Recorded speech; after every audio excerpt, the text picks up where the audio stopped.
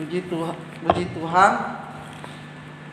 kebaikan Tuhan atas kita masih beroleh kesempatan untuk beribadah kepada Tuhan. Adapun bacaan kita dari dua perikop, Mazmur 95 ayat 1 sampai dengan 11 dan Keluaran 17 ayat 1 sampai 7, saya akan berikan judul beribadah kepada Tuhan, berkat. Beribadah kepada Tuhan. Nah, puji Tuhan, kita rajin ke gereja itu baik, sangat baik. Rajin persekutuan itu baik. Tetapi yang menjadi intinya, beribadah itu seperti apa? Makanya saya akan tekankan, beribadah kepada Tuhan merupakan rasa hormat kita sebagai orang percaya yang memiliki rasa cinta kepada Tuhan lewat hidup seturut firman Tuhan. Jadi beribadah kepada Tuhan merupakan rasa hormat kita sebagai orang percaya yang memiliki rasa cinta kepada Tuhan lewat hidup seturut firman-Nya. Jadi ini ada suatu, saya tadi pagi saya buka-buka di YouTube. Inilah, dalam ibadah itu Tuhan hadir dan itu sakral. Jadi jangan main-main, terutama ibadah kita ya dalam bersekutu. Karena ketika kita beribadah, kita undang Tuhan datang. Dan ketika Tuhan datang, ada sesuatu yang berbeda, bahkan sesuatu yang bersifat magis, supranatural. Makanya tidak heran orang bisa Tuhan sembuhkan tanpa ada yang menyentuh. Dan itu saya mengalami. Saya bilang, Tuhan, aku sakit. Saya dengar itu firman Tuhan, bekerjalah engkau Tuhan. Ketika orang diajak altar call, saya berdiri di tempat saya duduk, Tuhan menjamah saya. Seperti saya kena sengatan listrik menyembuhkan saya.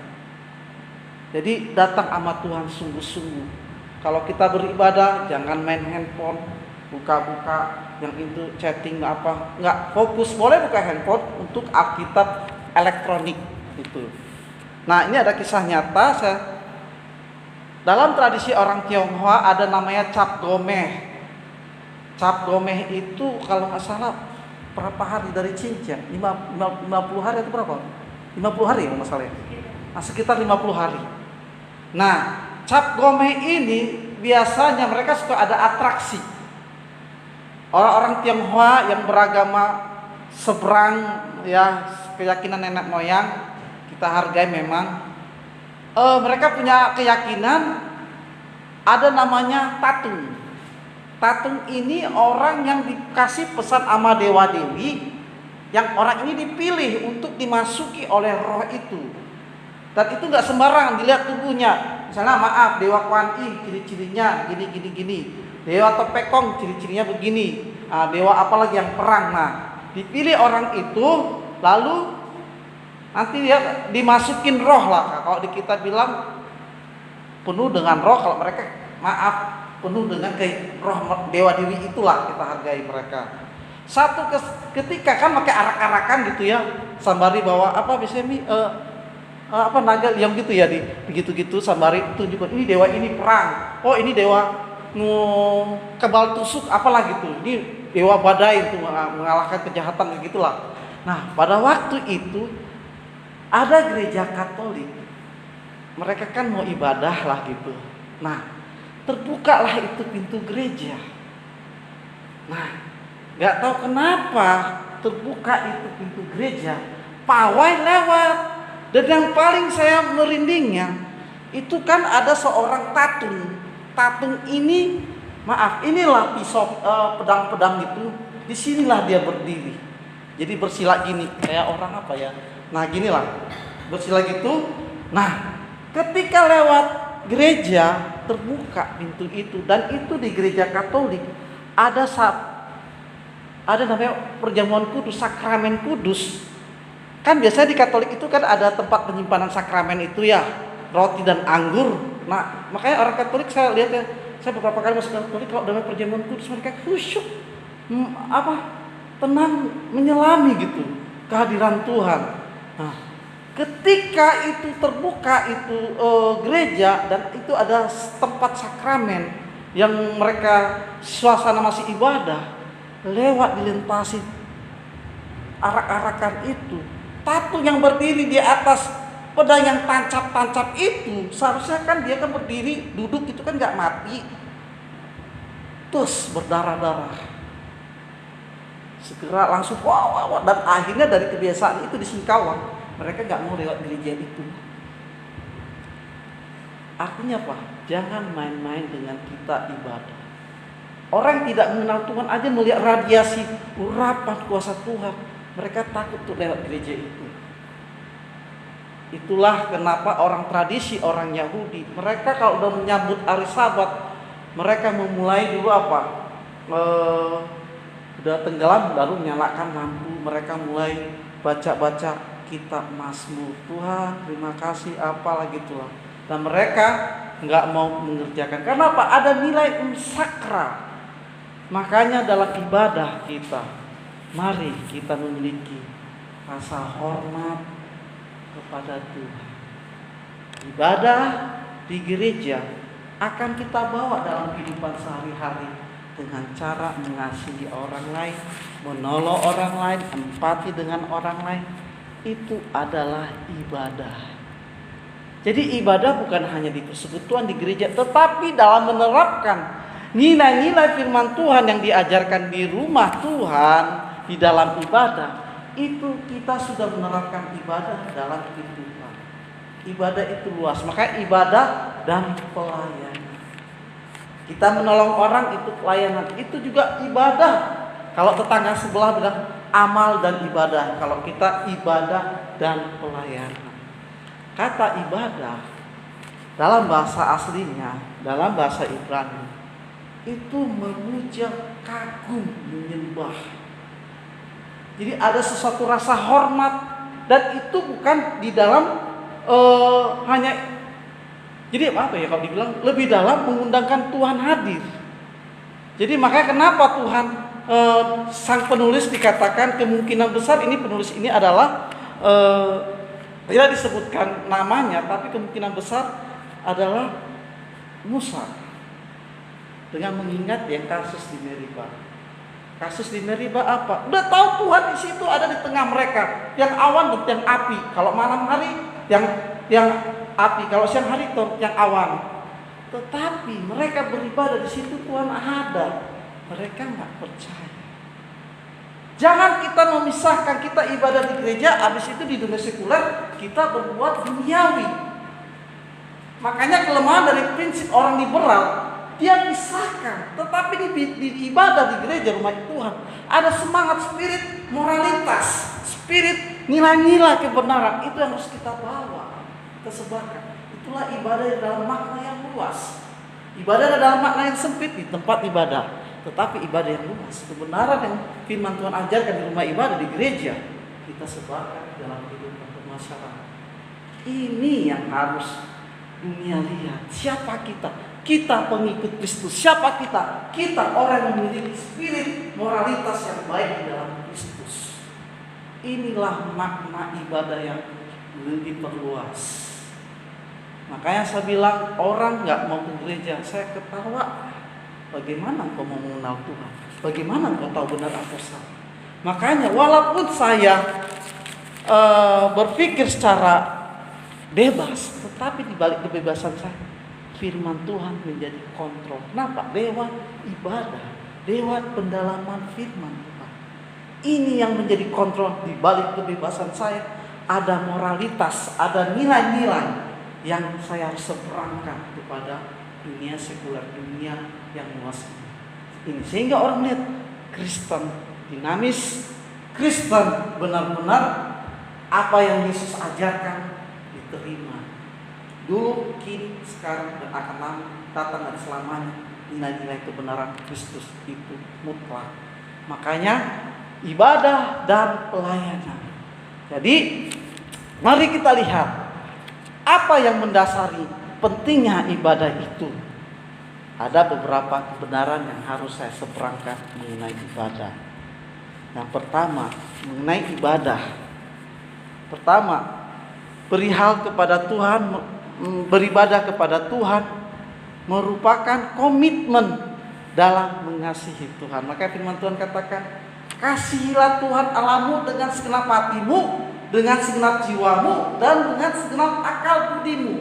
Itu berbicara apa? Komitmen.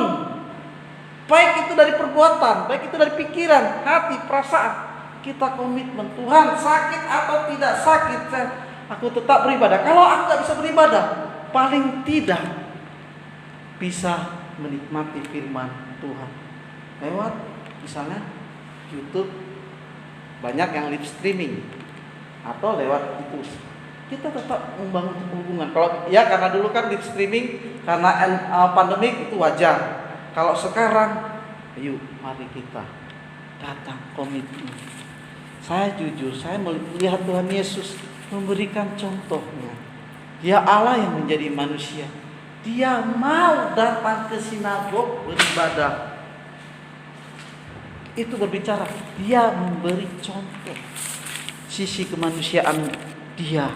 Dia adalah Allah yang memberi contoh.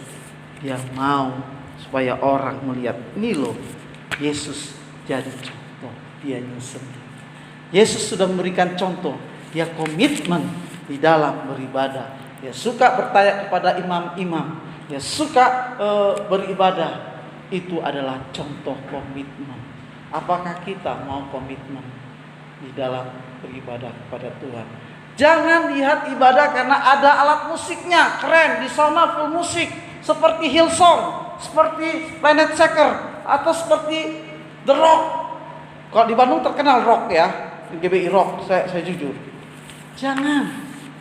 Inti dari ibadah itu bagaimana Tuhan hadir dan kita bisa menikmati di dalam pujian penyembahan. Dan ketika kita mengundang dia hadir dalam pujian penyembahan, tidak heran terjadi hal yang supranatural, terjadi kesembuhan. Gak usah tepangin tangan berpah, nggak usah. Saya jujur, saya minta maaf. Saya Tuhan lawat, tidak ada yang menumpangi tangan. Hati saya buka. Tuhan Roh Kudus, saya bilang dalam doa saya. Orang maju ke depan, saya berdiri di tempat ini, saya bilang waktu itu di Bandung, lawat aku. Tuhan jangan. Jadi jangan terpatok dengan liturgi monoton. Katanya, oh itu gereja Protestan monoton. Salah engkau. Justru yang kelihatan monoton, klasik. Roh Tuhan hadir. Itu sebabnya kenapa saya suka lagu-lagu, buku-buku pujian yang lama. Saya menikmati kata demi kata. Ada sesuatu yang Tuhan ingatkan kalau saya lagi berdoa. Contoh, ya Tuhan tiap jam. Terkadang saya nangis kalau lagu saya punya masalah. Tuhan ingatkan lagu itu. Tuhan saya bilang, kenapa orang benci aku? Di saat orang menekan dalam pelayananku ketika saya dibangun. Tetapi Tuhan ingatkan ada kuasa di dalam pujian. Itu sebabnya kenapa saya senang lagu. Tiap langkahku diatur oleh Tuhan.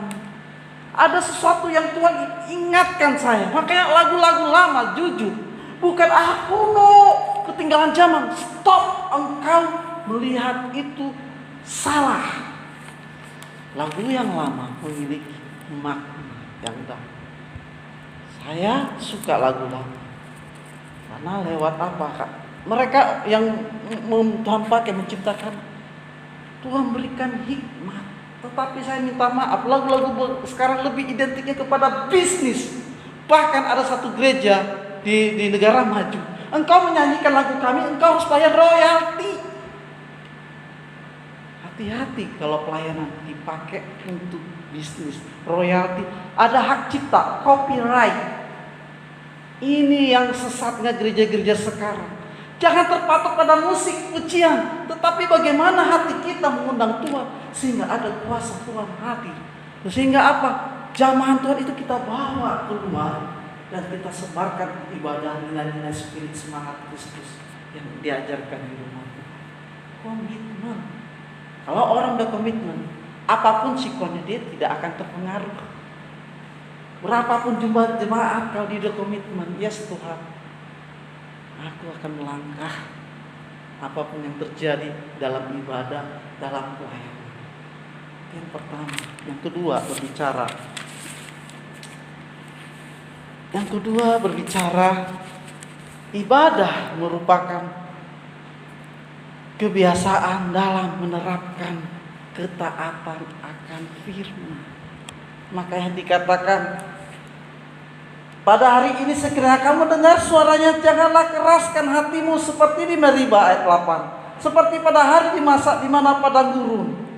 Kalau Tuhan menegur kita lewat firman Tuhan di dalam ibadah, yuk kita mulai untuk mau dikoreksi. Yuk kita untuk taat. Saya jujur, saya bebas orangnya. Engkau mau taat atau tidak urusanmu, tapi kebenaran firman Tuhan sudah saya bukakan. Kalau engkau tidak memberi perpuluhan, itu pilihanmu. Makanya ada pendeta-pendeta yang mengatakan, kalau tidak beri perpuluhan, kena kutuk, kena tulang. Stop. Kita punya kehendak bebas. Kita udah bagikan kebenaran firman Tuhan, dia gak taat, dia akan menikmati akibat ketidaktaatannya. Itu belajar. Ada orang, maaf ya, saya suka nonton di YouTube. Hamba Tuhan ini ada di Amerika Serikat dan dia masuk televisi. Saya perhatikan khotbah, setiap khotbah yang manis-manis di telinga dan tidak pernah untuk menegur jemaatnya. Wah, ini bahaya nih pendeta nih, orientasinya ke duit. Saya nggak takut. Tuhan bagian saya. Kebenaran firman Tuhan ini harus dibukakan. Asalnya jemaat ini datang, saya pengen dapat pengharapan, berkat, berlimpah, yang ada ditegur oleh karena kesalahan. Akhirnya besok nggak beribadah. Saya nggak takut. Ketika kita ditegur dalam firman Tuhan di dalam beribadah, jangan keraskan hati kita seperti Meriba. Orang Israel Tuhan ada di situ dalam bentuk yang awan dan yang api. Sementara mereka bersungut-sungut kepada apa? Musa, apakah engkau membunuh kami dengan kami kehausan dan kelaparan? Padahal Tuhan di depan mereka.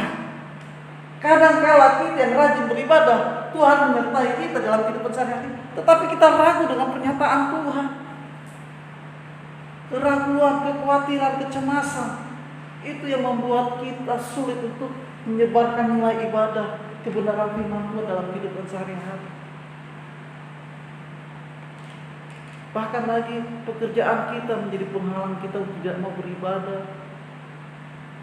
Utamakan Tuhan.